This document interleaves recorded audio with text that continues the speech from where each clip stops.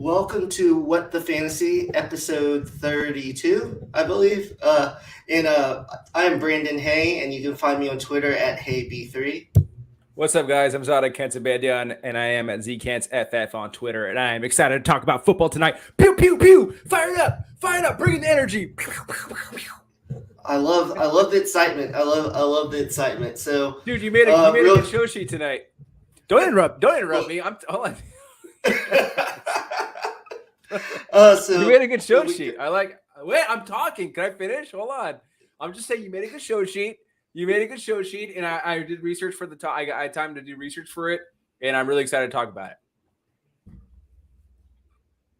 Okay, I paused to make sure you were done. So,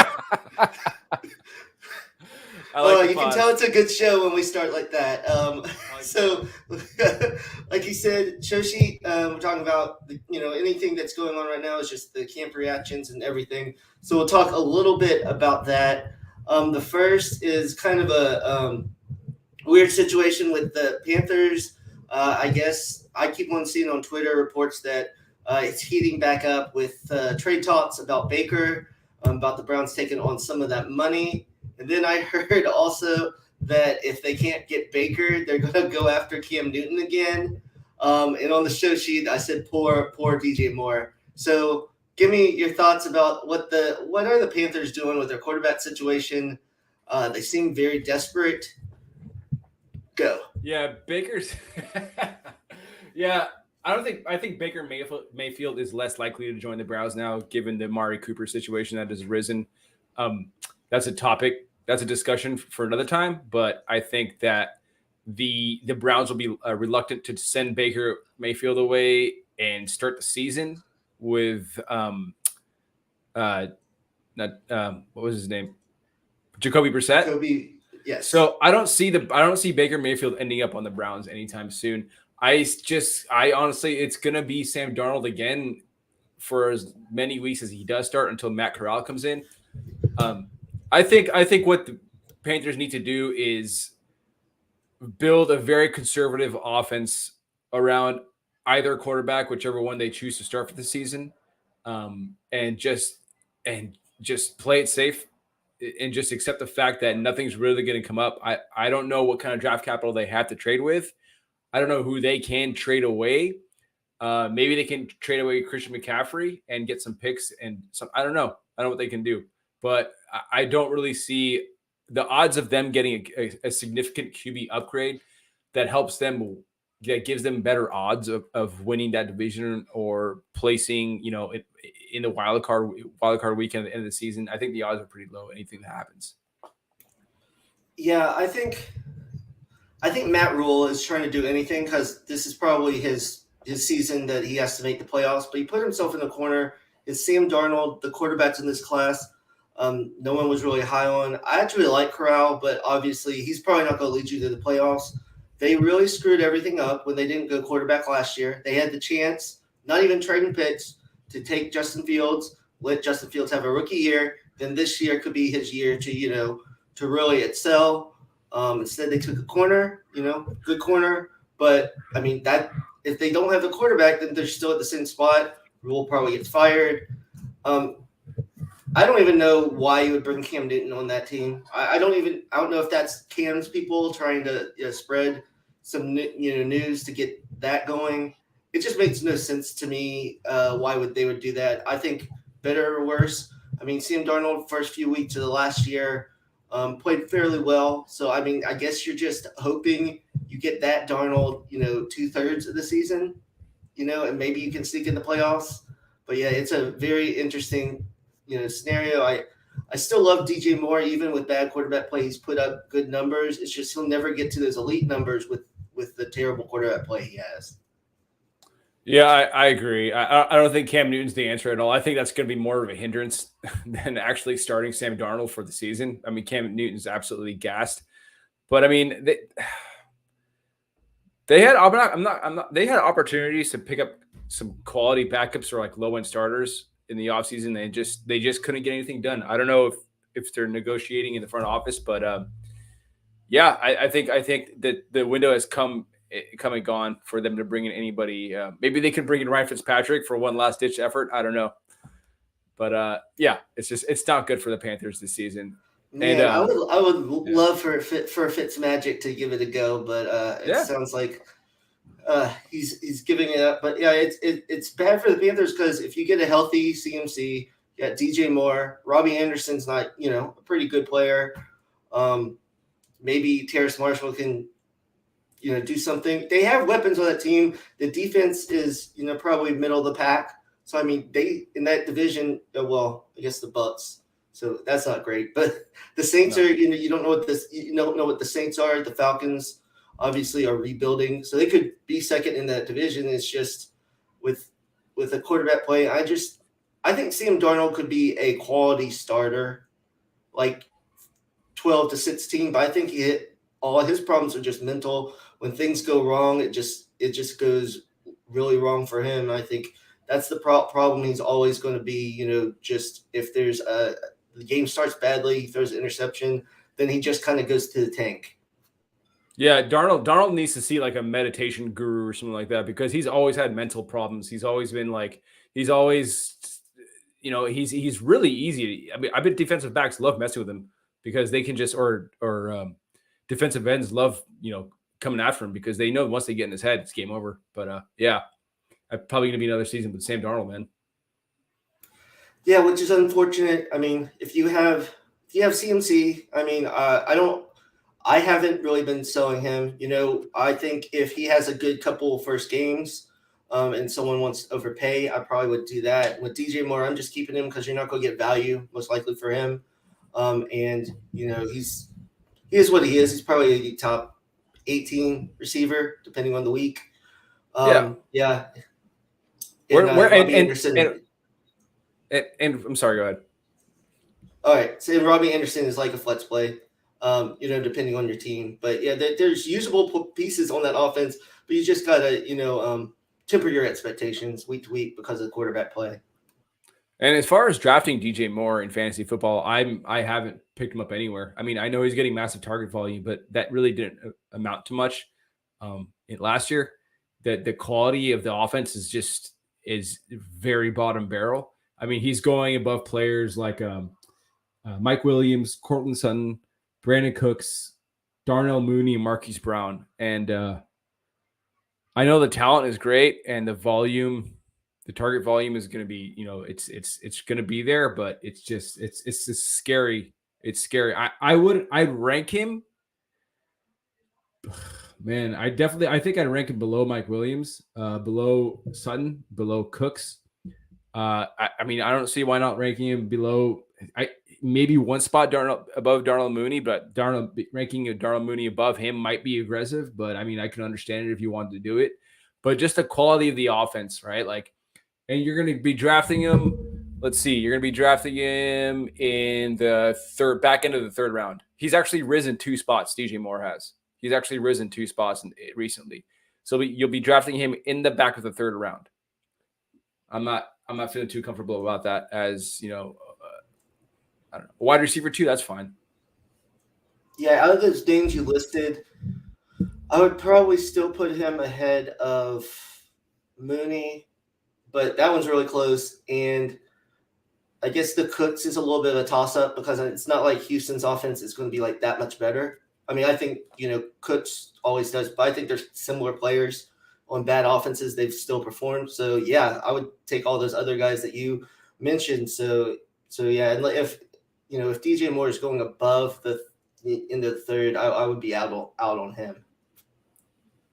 I agree. So next camp, talking about Jacksonville, they said, ETN looks really good from his injury. A lot of highlights I've seen, they're putting him out in the slot and out wide a lot, running a lot of routes. It looks very natural that way. James Robinson said will not be ready for camp. And just the fact that they are putting ETN out in the slot and everything, knowing that they don't really have that backup. I put in the sheet a little bit of humble pie for Snoop Connor because I'm going to have to come around because if they're going to consistently put him out in the slot, that means there's probably going to be another running back that gets serious carries. And if J-Rob is still hurt, Even though I think Snoop is a Jag, just a guy. I mean, even just a guy we've seen in Doug Peterson's offense. He likes those kind of guys. With Boston Scott got serious play there, and I think Connor, is a better overall back than Boston Scott probably. So, Oh, I'll so, take it. um, so I a little bit, it's still early, but I'm creeping into the, already admitting I'm wrong. So, I can always go back during training camp if something changes, but it worries me with the J Rob not being back, and if they're putting ETN out there, out wide more, which I understand because the receivers still aren't great.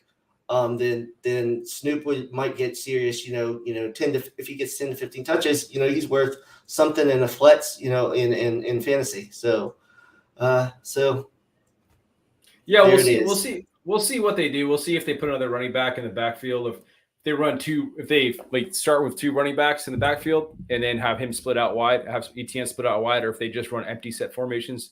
I'm not familiar how Peterson runs his offenses, but I think I recall Darren Sproles a lot. It would just be him as a single back formation, and they just kind of run him out on the line of scrimmage. But I think Snoop Connor, he's just a good, solid running back. And you're not necessarily wrong on Snoop Connor. Like you had your opinion about Snoop Connor was more about evaluation. Like you were saying, he's just another guy, right?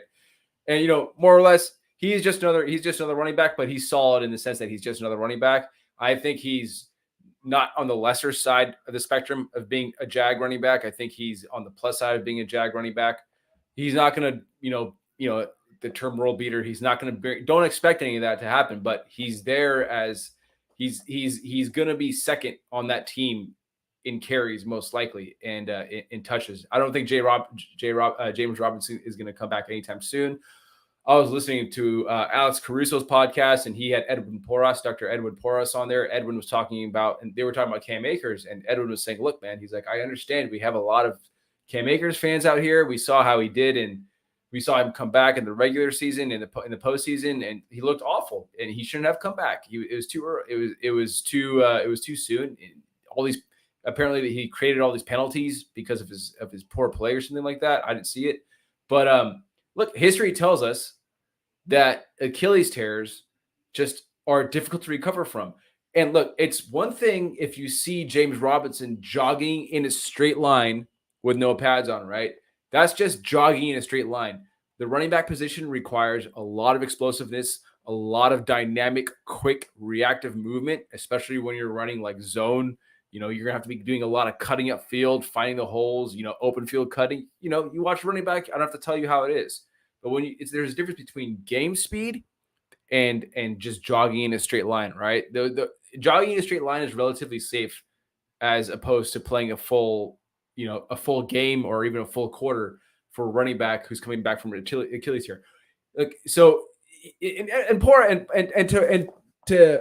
James Robinson and Cam Akers' credit, Porras said, look, they might be able to play fine in an NFL sense where they're functional, but they're not going to be 100% to where they were before. It just saps so much athleticism away from a running back. So that's just where I'm at. I'm always going to be on that side of the fence when it comes to Achilles tears. I'm not about acquiring Cam Akers in fantasy football or James Robinson because of that.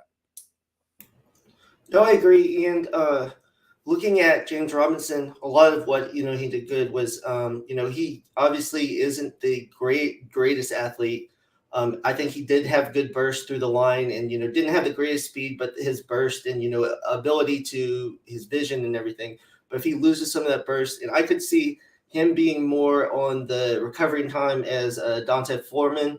I think it took him a couple years. And probably somewhat similar like talent level, whereas Cam Akers, everyone when he was coming in the draft, had how his athletic ability and everything. And like you said, he came back in the playoffs. I didn't necessarily see what you're talking about with the holds, but you could see he fumbled a couple times in that championship game, almost cost him the game. He just was not the same type of player. I know we're going based on him just coming back, but just because you get back in the lineup doesn't mean you should be in the lineup. So I do agree with that. And so this might be a fully lost year for James Robinson. which makes it interesting what the team is going to do with him, because that'll be his third year. And since, see what they really do coming off that injury. And back to the Snoop part, like I think you're right. He's near the the upper part of the Jags, but I think my bigger thing was there is other running backs I would have if I was the Jags, I would have gone with as that second guy.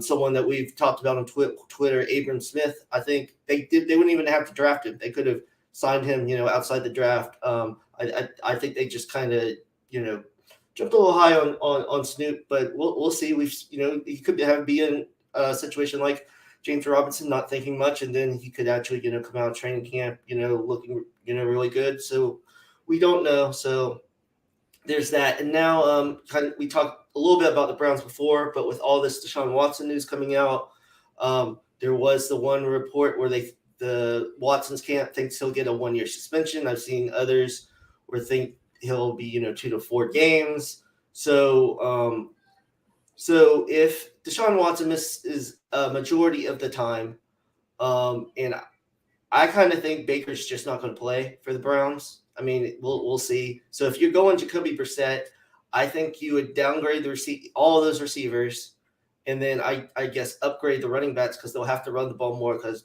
Brissett is just – we've seen he can come in for a couple games, but he's just not a quarterback that really can, throw the ball a bunch during the game. I don't know what the data tells you. I'd assume that having Jacoby Brissett is a downgrade for the running backs because of the offense. So like their touchdown total or odds of scoring more touchdowns is going to go down, and the offense is just going to become less productive altogether because you have Jacoby Brissett back there. So I don't know what the data historically tells you about worse running backs and how it correlates to better running back fantasy production. I'm assuming, based off no research at all, it's worse for Nick Chubb and Kareem Hunt. But I think primarily it's worse for Nick Chubb just because he is going to be the early down runner. He doesn't see a significant amount of targets. I do think that Kareem Hunt, regardless of who is back there right now at quarterback, is being overlooked in fantasy football. It's probably because he's a limbo right now with his contract negotiations, but he's going in the 8th round of NFL fantasy football drafts. Regardless, I think Kareem Hunt between he and Nick Chubb, I think Kareem Hunt is the guy that's going to be he's going to be a little bit quarterback proof because dump off passes you have to be at least an adequate enough quarterback to get dump off passes going, right? And Kareem Hunt is that guy. So Kareem Hunt is probably the safer. I think it's more of a downgrade to Nick Chubb, if anything.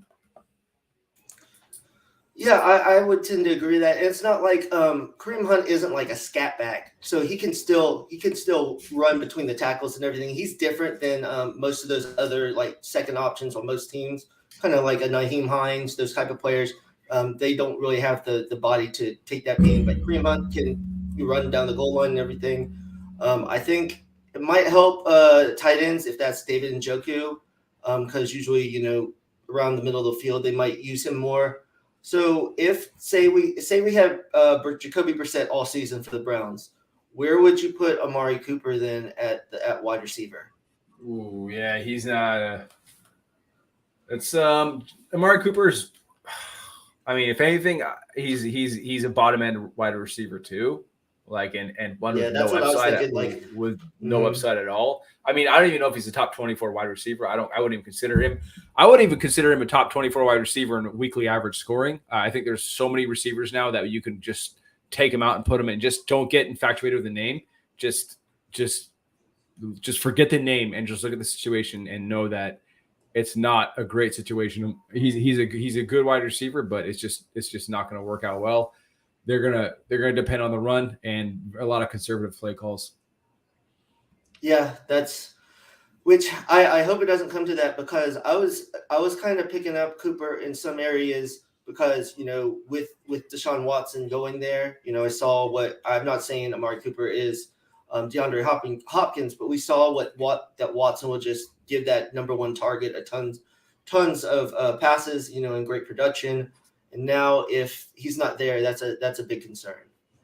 Right. And I was picking up Anthony Schwartz all over the place and Donovan Peoples-Jones in anticipation for in anticipation for Deshaun Watson. And we still don't have anything. The case isn't closed for Deshaun Watson. I mean, the proverbial case isn't closed for Deshaun Watson yet. Like, we have no idea what's going to happen with him.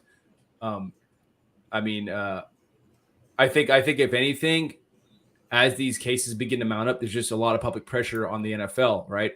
And I don't think the NFL, honestly, my personal opinion, I don't think the NFL cares about anything about what happened to, I think NFL is worried about money and their image.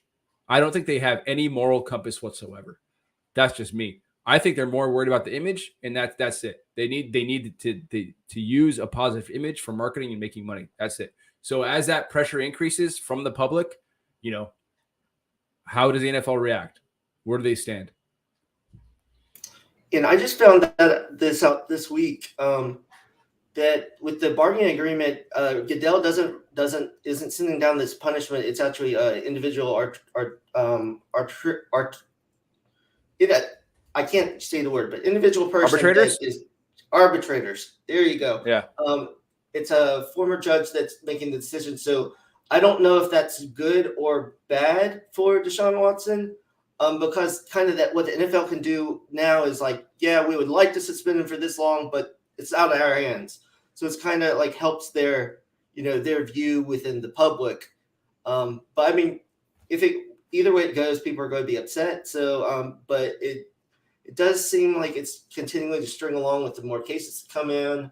And there's the news about him settling with a bunch of cases.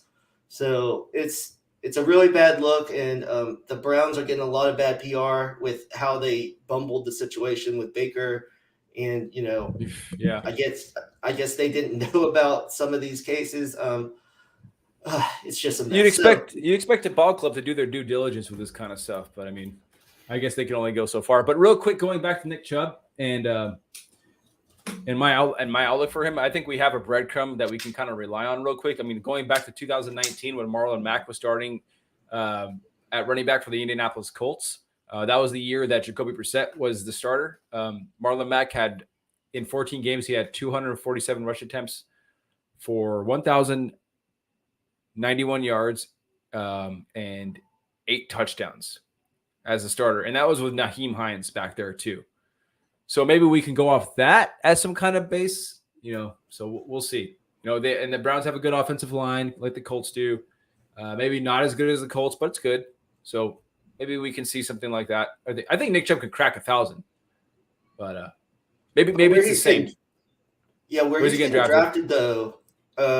Chubb's getting drafted in the second round, third round? Nick Chubb is getting drafted in the top of the third round.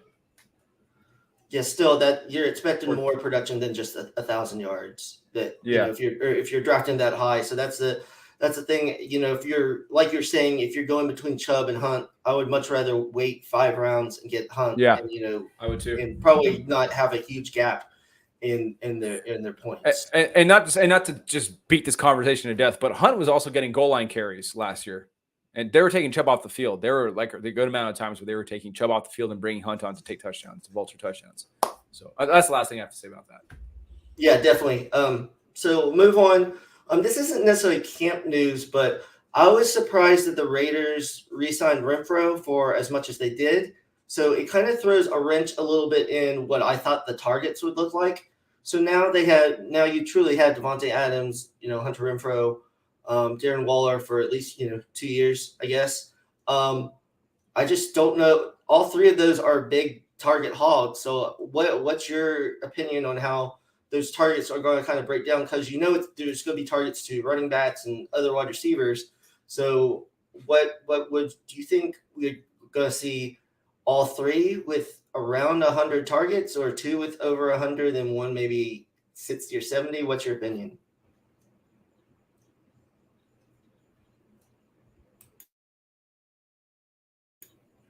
You're on mute. I don't know about actual numbers, but as far as percentages go, I think Devontae Adams will lead with about like a 25% target share. And looking at Darren Waller and considering what McDaniels has done with the New England Patriots and Rob Gronkowski, look at Darren Waller, right? Darren Waller has averaged 25.6% of the targets over the last 3 years for the Oakland Raiders before Devontae Adams got there. Now with with Josh McDaniels in New England, Rob Gronkowski averaged a 19% target share over a span of 1, 2, 3, 4, 5, 6, 7 years. So I think we can kind of expect maybe 19 to 20% target share for Darren Waller. As far as target count for Renfro, I'm thinking maybe like 90 targets for Renfro, 100 targets tops. You know, he had 128 targets last year and a 21% target share. And he was targeted at 25.7% of the time per route run. So I think he's going to be third in targets. That's what I'm trying to say in the pecking order. So yeah, he finished at about wide receiver 9 or 10 last year in fantasy football. He'll be okay. So let's do this. Hunter Renfrow or Amari Cooper?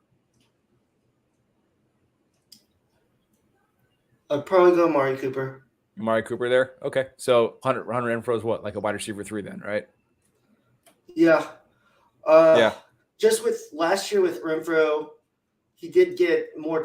How many touchdowns do you have on hand? How many touchdowns Renfrow had last year? Hunter Renfrow last year. Hunter Renfrow got 9 touchdowns.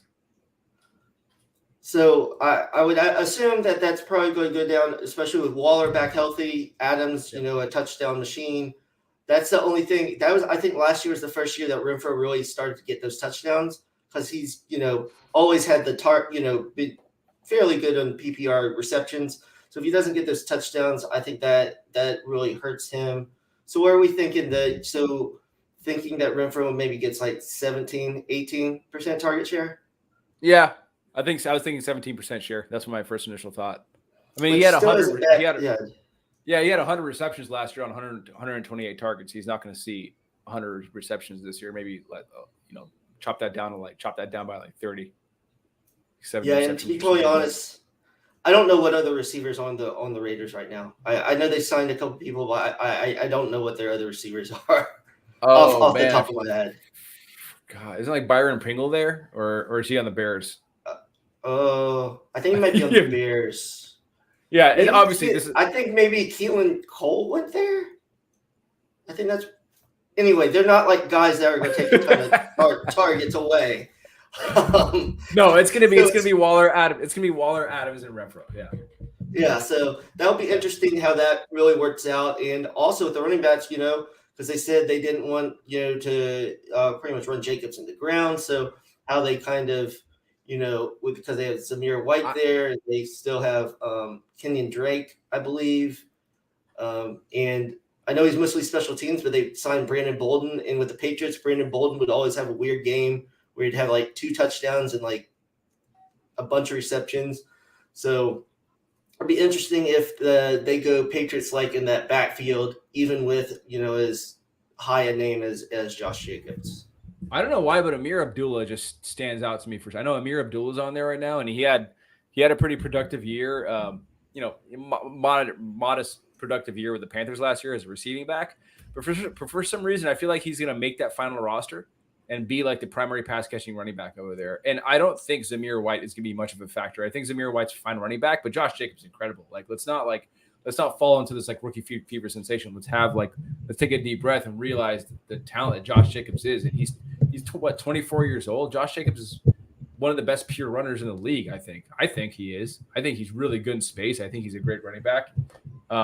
Great receiver, always been an underrated receiver. Zamir White's fine. And I think he will be the primary backup to Jacobs if Jacobs goes down. But I mean, as far as us looking at McDaniels and kind of taking a New England offense style and putting it in Las Vegas with the Raiders, we should have a running back by committee. If we do, I think Abdullah is a sneaky guy to go pick up and preemptive before the season starts. He can get some receiving work and like a James White kind of role.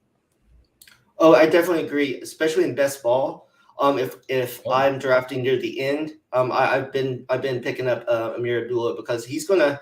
I've always thought he was pretty good, and you're right. He did play pretty good for the Panthers last year, and I could see a couple games where he goes off with receiving work. So that's a really good call.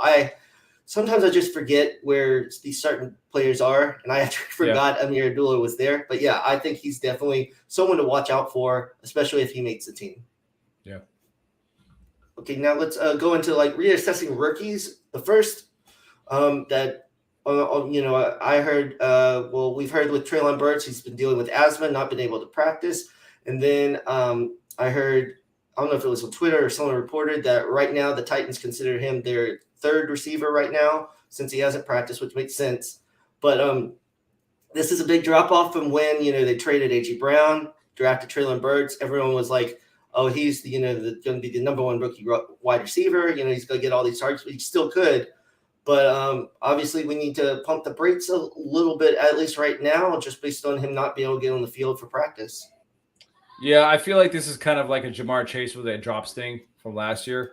I feel like it's that was an athletic reporter. That was a beat reporter for the Athletic doing a projection. He's saying right now, if you look, I think if you project right now at camps, it's still kind of like it's still early in NFL training camp off season. If you project right now for a player who hasn't played many snaps because he's dealing with a condition, if you project right now, then yeah. A player who is not on the field is not going to be starting.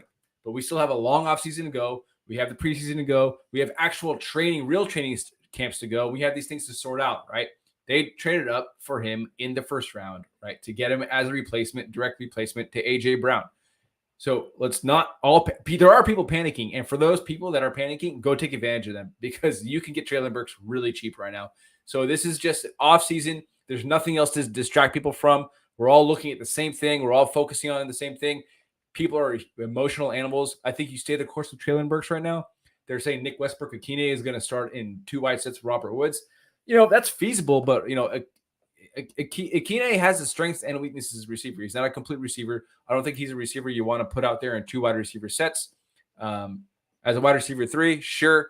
But maybe he has developed and we haven't seen it yet. It's, the last time we saw him was, he wasn't doing much. Maybe he developed in the offseason. But I think you stay the course with Treylon Burks right now and just keep the faith. And if you want to sell him, you better get something good. But right now, just keep the faith and just chop it up to Jamar Chase. Jamar Chase drops in the offseason of 2021. Yeah, I kind of in the middle of the people panicking and the people just saying it's not a big deal. I didn't know who they would consider second with Westbrook. I'm not worried about that. Burks will at least be the second wide receiver eventually. And seeing how Woods comes back from the injury, and I think he'll be fine. But I think the narrative that Burks was going to be the number one rookie receiver hands down because of situation and just talent. I don't think that's a foregone conclusion now. Just based on him, not necessarily being on the field and maybe having to work his way through some things early in the season. I still think he's going to have a good season. That the other rookie wide receivers getting able to get in there earlier, I think helps them. And it's kind of like the Eagles with Rieger. Just because it's a really good situation doesn't necessarily always equal production. I'm not saying that Treylon Burks is Jalen Rieger, but just because there's a need for something doesn't necessarily mean there's going to be production. And I learned that the hard way with the Eagles. Keep on drafting receivers, and doesn't always. Devontae Smith obviously turned out well, but with some of those other receivers, it didn't necessarily work out. And a note about these early offseason camps. I'm not so sure that I think they're just kind of like going over conditioning right now as far as like OTAs go and voluntary workouts. It's not so much scheme implementation. I mean, it is to some degree, but I think it's just conditioning offseason workouts, like jugs machines and just kind of they're probably doing some scrimmaging too, but it's not super crucial right now. I think the Titans as an organization, they're probably going to want to save some face, and they're probably going to they're not going to give up just yet in Treylon Burks. That's it. Yeah. So next is with the Jets, and I kind of always thought this, at least for a year or two, that Michael Carter is still going to have a role on the Jets, even though they drafted Breece Hall. And there was something that came out that not they weren't saying there's a committee, but they're kind of saying Brees Hall and Michael Carter were kind of be a Batman and Robin situation where there was going to be parts for both of them. And for the people that just thought Brees Hall was going to come in and take 100% of the work, I don't think that's the case. Brees is still the running back I'd rather have, and I love Brees Hall's skill set.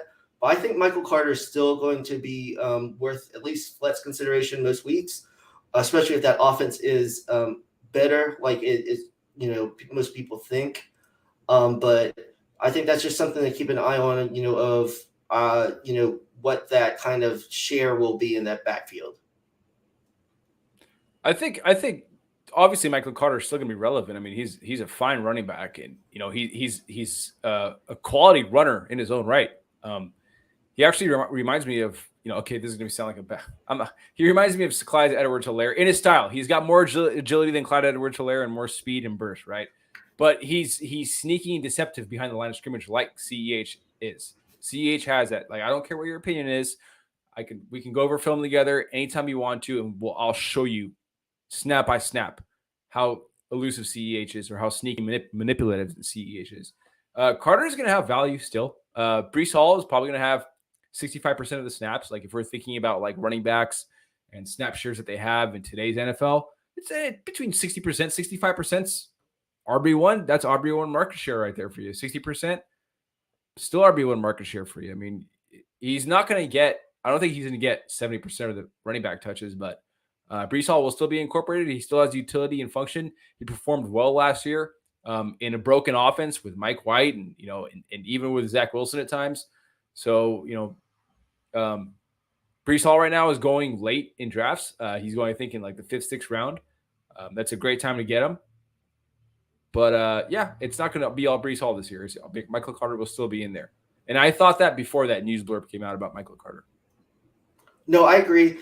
I'm going to be interested, though, how the receiving work's going to go out of the backfield because unlike the Browns where they use Kareem Hunt for that, I don't think that's going to be how Michael Carter's used because Brees Hall is a very good receiver also. So I'll be very interested if that the receiving works like 50-50 or how that really works because that will really be important on Michael Carter's value, obviously, and if they kind of split goal line carries because both of them can work that way. And then you have, those receivers. And the big thing is that's going to cap their value is how good can Zach Wilson develop this year and bring this offense with Elijah Moore and Garrett Wilson. And they brought in, they also have Corey Davis. They brought in a bunch of tight ends. So it'll be interesting how they split up everything on this offense. Yeah. We kind of talked about this before. But I was a little surprised. Reports are in the 3 wide receiver sets in Browns camp has been Amari Cooper, DPJ, and Schwartz. I kind of thought David Bell would at least be there, but they said he's rotating in a little bit. Like you said, still early. But I know a lot of people were kind of high on David Bell when he got drafted because of the situation with the Browns. So that's a little interesting. It's something I just kind of want to kind of keep an eye on, at Browns camp where David Bell really fits into that wide receiver depth chart. Yeah, I think people should still be high on David Bell. He's a very good wide receiver. I like him a lot. Yeah, it's still early in the offseason. I think this is kind of like a whole incumbent wide receiver veteran kind of deal that coaches always do every offseason. You got to earn your right, rookie. You can't just go in there. He'll get in there. He'll get his snaps. He'll beat out Anthony Schwartz and possibly Donovan Peoples-Jones. Yeah, I think DPJ and Schwartz are kind of similar players in their deep threats, and Bell is going to be more of the good route runner, possession more type receiver. So yeah, I definitely think there will be packages and everything. And like we said earlier, if Jacoby Brissett is the quarterback for the season, obviously that limits a lot of their value. But yeah, I still like David Bell, and I got him in a good amount of rookie drafts. And the last rookie piece was it sounds like Robert Tonyan is going to start on the PUP list, and this is just important because we don't really know with Devontae Adams leaving how the Packers receiving core is really going to work out. We knew Allen Lazard was kind of the main wide receiver right now, but we kind of thought Tonyan might be that second one. So if he is at least starting out the season on the PUP, it gives even more opportunity for those rookie wide receivers that are coming in with Aaron Rodgers.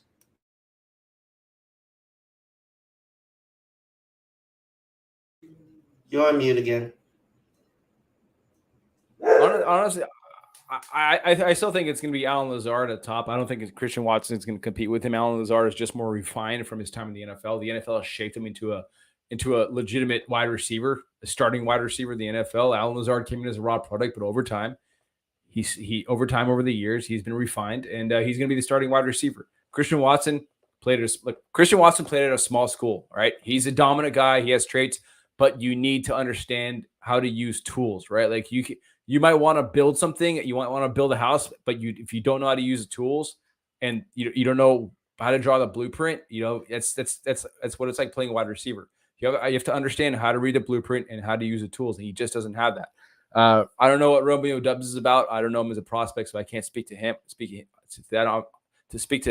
on his behalf as a fantasy asset or NFL wide receiver. But I mean, we might just see Randall Cobb and Allen Lazard come out in 2 wide sets to start the year and have Christian Watson rotated in 3 wide sets. Let's just watch the preseason and see what happens. I think it's going to be Allen Lazard just to start the year. And, as far as the year progressing and evolving, seeing what wide receivers coming in and out of the lineup, that's up to the football gods. No one, I don't think anybody can predict that. Throwing a lot of cold water on my my rookie reassessments. You want a towel? Are you cold? You want a heating pad? No. All right, so now let's fun part of the show. We are going to do an appetizer draft. So I'm so hungry. Let's get it going. So oh wow. All right. Look at this draft board. Reese's Pieces are appetizers, right? I mean, I think it's anything you want it to be. So I got my list here. I'm going to go first, and then it's going to be a snake. So then you'll get 2 picks. Okay. So with my first pick of the appetizer draft, I feel like this is an easy one. I'm going with nachos. I think nachos. There's so many variety of nachos you can have. Regular, just ground beef nachos. But then you can have pulled pork nachos. You can have pretty much any kind of nachos. So nachos are number 1 on my list. You can have it with, you can have it at pretty much any type of restaurant has an appetizer of nachos, and you can have so many different ingredients on it. So nachos is number 1 for me. Okay, that's a good one. It's pretty broad. I kind of dig it. Okay, so my number 1 is tuna tartare. I mean, it's not for everybody, but I love it. It goes down like candy for me. So that's my number 1. I'm a fancy boy. I was about to say you're going high class over here. That's why I love it. I love tuna. I love raw tuna. All right, we're doing snakes, so you get the second. Oh, okay, cool. Second is a caprese. It's caprese. It's what you get in Italian restaurants. It's chopped mozzarella, tomatoes, and some kind of green, like maybe basil or some whatever kind of green. But I love caprese. I'm a fancy boy. Look at my top 2 so far: tuna tartare and caprese. I like it. I could eat both those. I do like that. I think there's going to be a definite difference in the styles of our options. So I'm going to go. My next is I'm going to go with cheeseburger sliders. There's a place, BJ's Brewhouse. I don't know if they have those on the West Coast, but it's a nice little appetizer. It comes with like 4 we have of that. them. Yeah, I like they have nice little mini sliders. I like it too because it comes with a toothpick in it with a tomato and a pickle on top. I'm a big fan of that. So I'm going to go with burger sliders. Mm-hmm. And then next, my third one is going to it's a little more classy than my first 2. Do you have a Cooper's Hawk over on the West Coast? No, I've never even heard of that. All right, so it's a place that has all these different kinds of wines and everything. It's a little classier. Well, they I don't know how they do it, but with their bruschetta, it is just so good. Good call. I knew I was forgetting one. Bruschetta. Good call. Yeah, that would be that's my next one. That might have been my number 2 or definitely my number 3, but it could have competed with Caprese. My number 3, potato skins. Okay, so see, I can eat regular appetizers. I'm not just a fancy boy. I like potato skins, but potato skins are just so good, man. Like, especially like after last call, they're so delicious. Like, you go, if I see somewhere with potato skins after last call, I'm gonna hit that place hard. I'm gonna eat all their goddamn potato skins, dude. The cheese and grease and like bacon bits and chopped green onions and then sour cream, bro. You don't see potato skins much anymore on like menus. It's disappointing, but I mean, I don't know. Maybe BJ's Brewhouse probably has them on their menu. I could probably see them having it on a menu. Yeah, I think they have it, right? Potato skins that have pulled pork on the top. Bro, that'd be amazing. I mean, pulled pork on anything. You put pulled pork on my tuna tartare, that'd be delicious. I don't know. I mean, I think we're stretching it a little bit, but yeah, I've had them with barbecue on top. It's a game changer. It's a game changer. Yeah, man, it's amazing. It's my pick again, right? Yes. So yeah, my number 4 is actually nachos, like you said, just because like they're good, but like nachos are really good, and like you said, there's a variety ways of doing them. But when I think like going out to eat and appetizers, like I want to eat food that I don't get to eat all the time. Like I can go 5 minutes from my house, walk down the street, and go get nachos like anywhere, like I can have nachos anywhere. So like when I think appetizer, it's something that's like to start the meal, right? Like something that's like really easy on the stomach. Like nachos, they're an appetizer, but they're almost like a borderline entree because they're so stacked, dude. Like you can eat nachos like an entree if you want to. Like she doesn't have to come back. You can order nachos. The waiter or waitress cannot have to come back unless they want to fill my drink up or something like that. But yeah. No, nachos, I agree. You definitely can have nachos as an entree. So it's kind of goes in between. Technically, burger sliders kind of the same thing. So next for my appetizers, this is a tough one because there's so many good appetizers. But I like I'm gonna go with stuffed mushrooms. There's different places that have this. I've been to seafood places where they stuff it with crab, and then there's at Carrabba's. I don't know exactly what I think they stuff it with goat cheese and something else. But I'm a big fan of mushrooms, so add in anything delicious in the mushroom. I'm a big fan of stuffed mushrooms. Oh, you caught me with that one. That was a sleeper. I didn't see that one.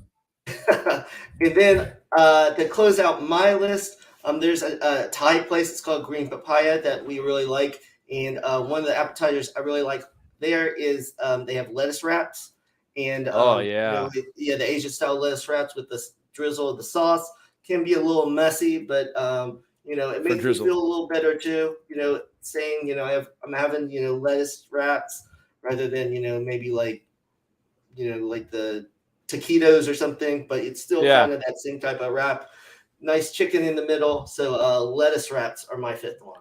Real quick before I make my pick, but isn't it almost as if appetizers are better than actual entrees? A lot of times it is. And I think we've talked about this before at like parties.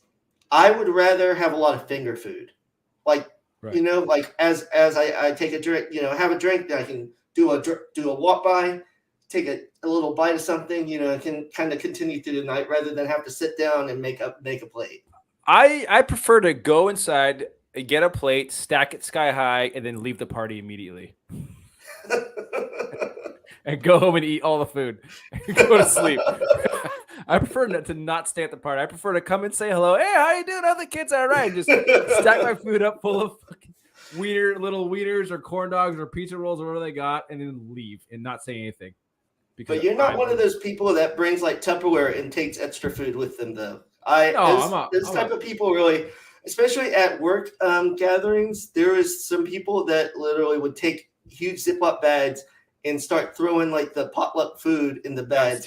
That's terrible. It's one thing to leave with a plate, but it's another thing to leave with like a freaking feature family Ziploc bag kind of deal. I have to give them credit though. They would even say, "I'm bringing this home for my family." That's ridiculous. And I was just like, at least ask. Is anyone going to say anything? At least ask. That's for the employees. That's for the work group. I mean, come on now. I know, right? Anyways, yeah, my number 5 is. I mean, there's no suspense. It's sliders, because they're like the chicken nuggets of burgers. They're so good.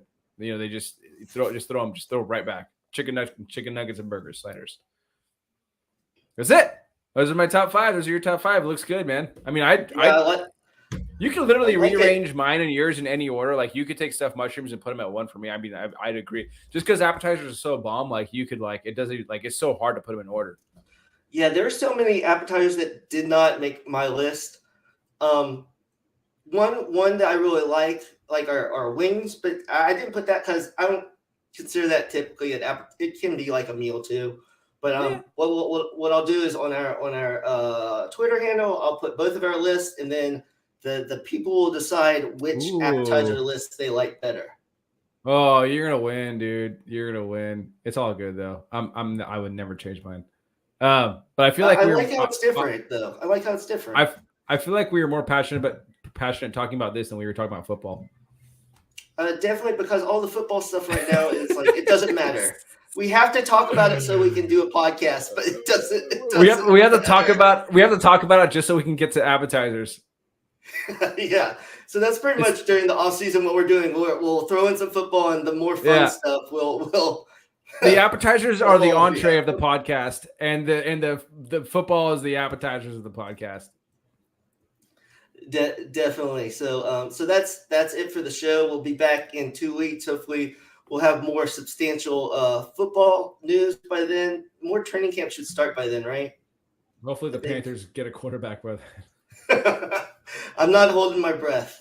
Not me but so I'm Brandon Hay. You can find me at HayB3.